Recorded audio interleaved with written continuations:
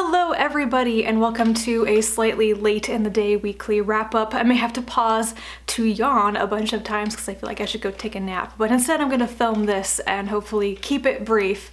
I have 5 things to talk about this week, and as has been the trend for 2017 so far, most of them were just okay. I seem to be giving out a much larger number of 3-star ratings this year than I do on average, which may change later in the year, but so far it's been interesting.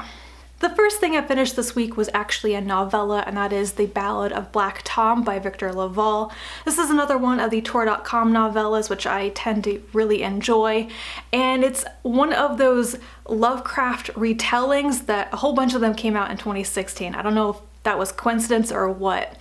I had actually tried to read this novella right before it came out when I had an arc of it, and I got like 40% of the way through and just wasn't feeling it. My second attempt at this novella went much better. I don't know if it's because I was in the right mood or if I just heard a lot of other things about this novella since it came out that kind of changed my approach to it. This story is about Charles Thomas Tester, a young black man living in 1940s New York City who hustles for a living, and he delivers an evil book to a woman, like a sorceress, and then encounters more of the monsters and evils that lie underneath all of this, and will he be able to stop it or not? But once again, I haven't read the original Lovecraft tale that it's based on. I don't even know what it's called, but it's apparently a reversal where the African-American man is the main character and he has a more prominent active role in the story and such. I really enjoyed it this time though. I thought it was written very well, and once again I feel like I didn't really grasp what was being done with the story because I hadn't read the original. I didn't know how Lovecraft was being subverted, but it was still a good story. Then I resumed my reading of the Vlad Taltos fantasy series by Stephen Bruce with Iorich, which is the 12th book in the series.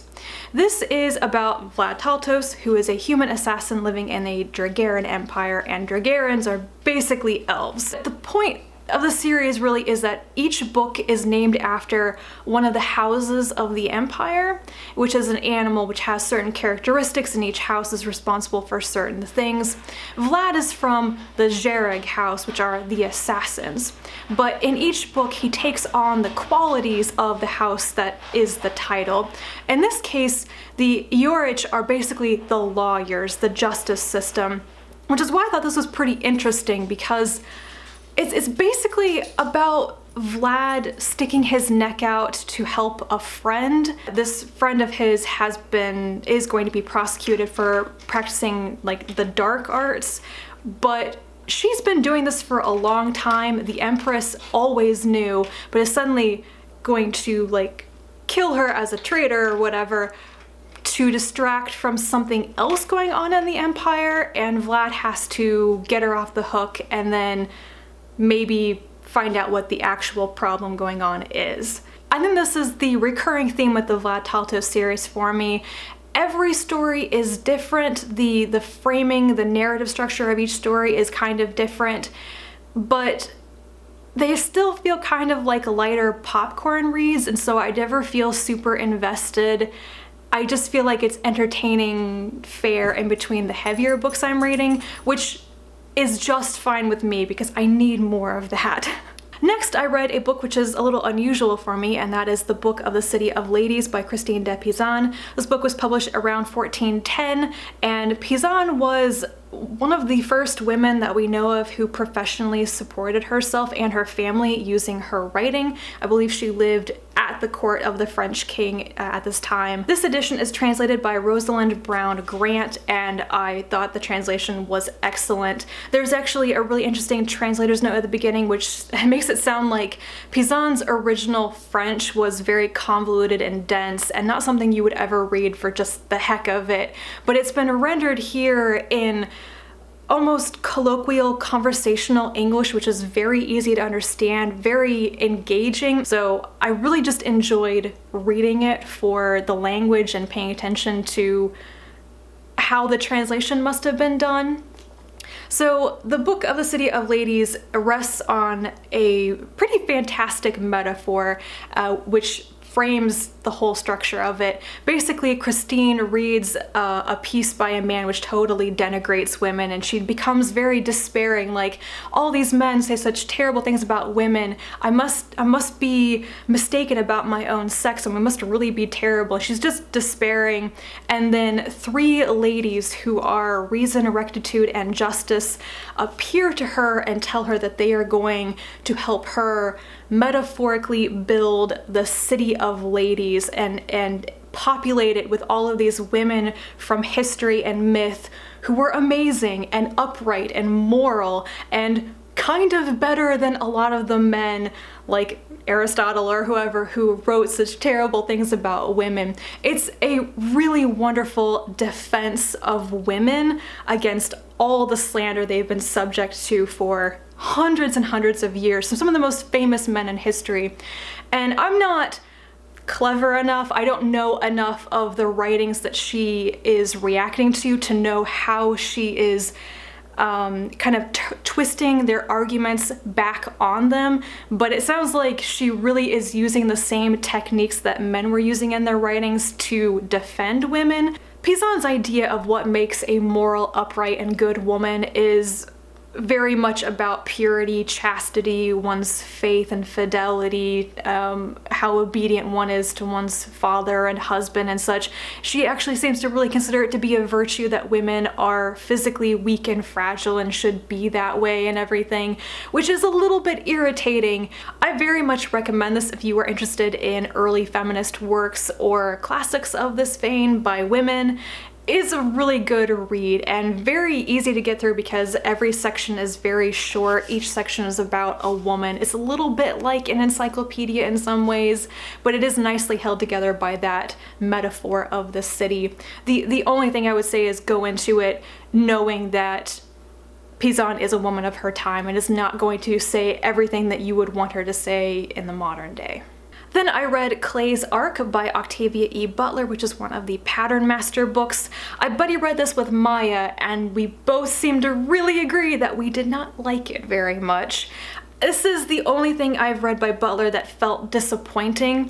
It has a lot of nasty, brutal violence, sexual assault. The entire situation is that a man and his two twin daughters, who are about 16, are kidnapped by this group of people who are infected with an alien organism. It's an infectious disease, and this group of people intend to kidnap them, infect them, let this alien organism take over their brain and their instincts so that they will stay. And to what end?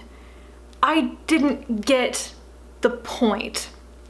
These people who are infected never seem to really explain why they're doing what they're doing, other than that they're caught in this terrible trap between being motivated by this organism to spread the disease to everyone. It's a compulsion they almost cannot resist, but what's left of their humanity tells them this would be a terrible idea. So they're trying to keep themselves isolated at the same time that they're trying to build like a sustainable community. So it was not enjoyable to read, and there was no sense that any of this was justified by the story because there really wasn't much story there. It seems like Clay's Ark is very different from the other three books in the Pattern Master series, and maybe it's intended to be background story for something that happens in one of the other books, which I haven't read. So maybe it will make more sense. Maybe it will seem more like pertinent information when I read the other books, but for right now, I didn't enjoy reading it, and I'm so disappointed in saying that because I want to like all of Butler's works, but I thought this was just weak, period. And yes, I finally finished Rainbow's End by Vernor Vinge. I had originally DNF'd this about 3, now maybe going on 4 years ago when I started my Hugo and Nebula Award Winners project. I believe this was a Nebula Award winner. The circumstances under which I DNF'd it were kind of hazy. I didn't have a good reason for disliking it. I just stopped reading it and took it back to the library one day. So I tried it again, and it was much more interesting and more readable, more comprehensible to me this time around. And I was really into it about to the halfway point, and then I started to feel like I was losing the thread of the plot a little bit. I've actually forgotten some of the stuff that happens at the beginning of the book because I took a like 2-week break, I think, in the middle of it, which is my bad, not the books. But it all seems to center around what's called YGBM technology, the you gotta believe me, which is kind of like mind control, using subliminal messages and stuff to influence people's behavior. It's completely outlawed in this near future scenario, but there's this sudden case of real YGBM being used. It's detected by a bunch of like countries, surveillance groups and stuff, and some of the leaders from various countries get together to try to figure out where it came from. You learn very quickly that one of these people who's orchestrating this investigation actually did it, and he wants to do it again, and they start pulling strings to try to get into this lab in California. It just gets complicated, and this is why I didn't really enjoy the second half so much, because I just I think that the point started to get lost. I'm also going to be a little bit petty and say that some of the near future technology stuff didn't quite work for me. This stuff is so similar to what we're doing now. It's taking things like instant messaging, text messaging, virtual reality, and wearable technology, and taking it just like maybe a decade or two in the future. And so I almost felt like I thought the trajectory of the real world stuff was not going in the same direction that this book had taken it. So it just kept making me stumble while reading it. Though I don't think it was bad. I was just like, this doesn't seem like what the cool teen kids would be doing. So that's it for me in this book. It wasn't bad. I actually enjoyed most of it, even though the climax went on a bit too long. It was satisfying by the end. But after 3 books by Vinge, where I've had this kind of meh mixed feeling by the end, I just don't think he's the author for me, so I am not going to seek out any more of his books for now. So that's it for me this week. I'm going to make myself some tea and wind down this evening. I hope you had a good weekend, because you probably won't see this until like Monday at the rate I'm going. And yeah, I hope your week is wonderful. I hope you get a lot of reading in, and I will talk to you again soon. Bye.